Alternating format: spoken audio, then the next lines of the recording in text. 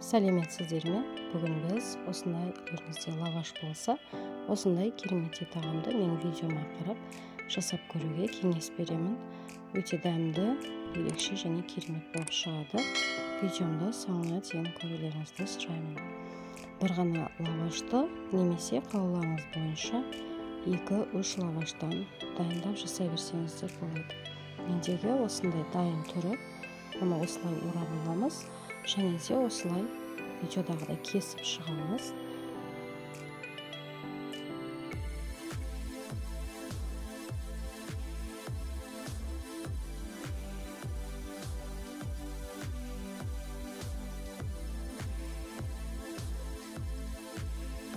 Осылай лавашымызды турап алды. Бір ыдысымызға салып, бір шетке алып қоямыз. Және де көкөністерімізді турайтын боламыз.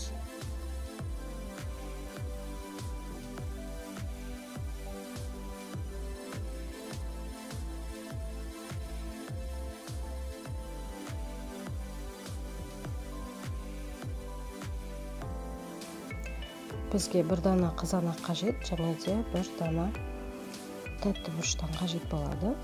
Оларды осылай төртбұрыштылап турап шығамыз.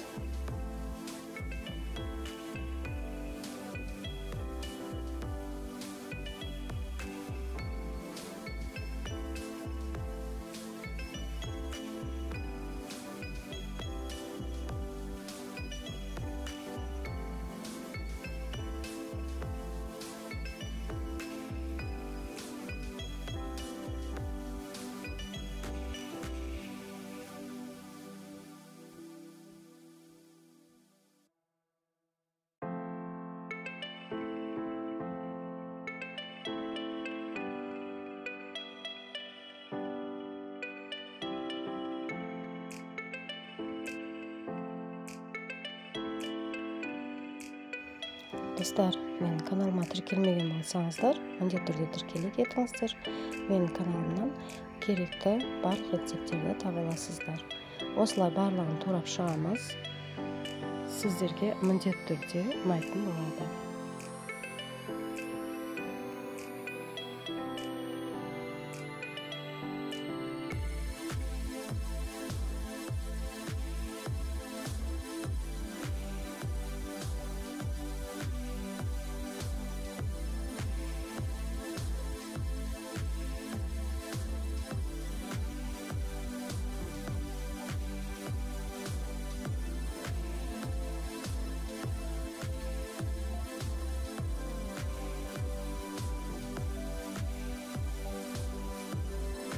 Енді сұйық массамызды дайындаймыз. Ол үшін бізге 2 дана жұмыртқа қажет. Оған аздап сүтімізді құйып, тұзымызды салып, жақсылап араластырып аламыз. Қалауларыңыз бойынша қара бұрышты салсаңыздар да болады.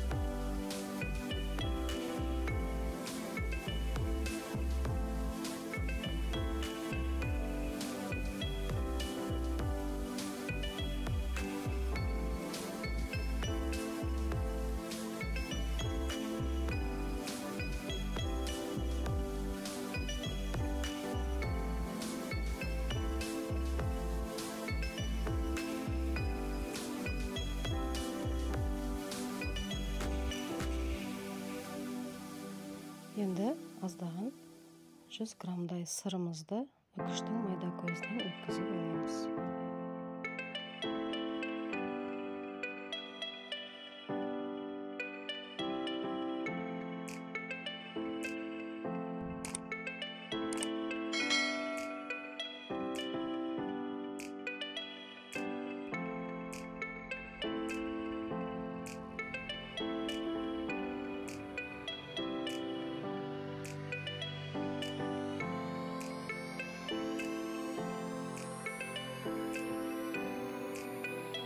Табамызға 50 граммдай майымызды қойып, щеткамен бір келкелетіп, осылай жағып шығамыз. Оның үстінен туралған лаваштарымызды салып, бір келке тегістеп шығамыз.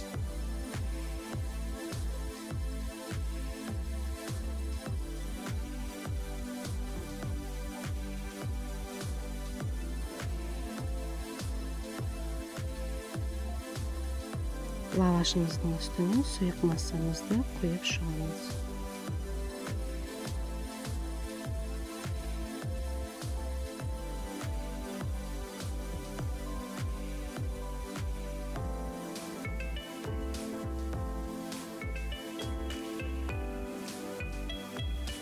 Енді үстінен бұрышымызды, тәтті бұрышымызды және де қызанағымызды кезектестіріп салатын боламыз. Оның үстіне сырымызды салып, бетін қақпақпен жауып, 15 минутқа жай отта қалдырамыз.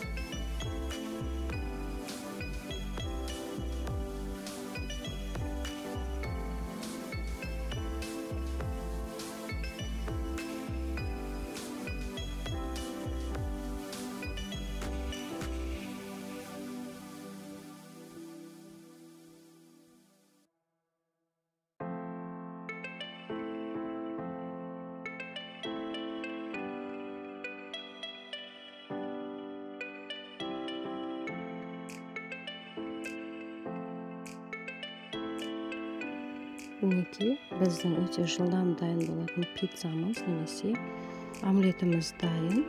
Асты да таза пісіп шықты. Мінекей, өте керемет. Ыдысымызға алып, дастарханға ұсынсақ та болады.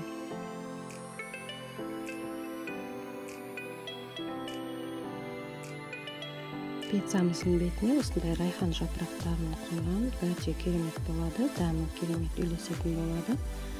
Осылай кесіп ұсынсаңыздар, өте керемет болып шықты. Мінекей, кесіп көрсеттім.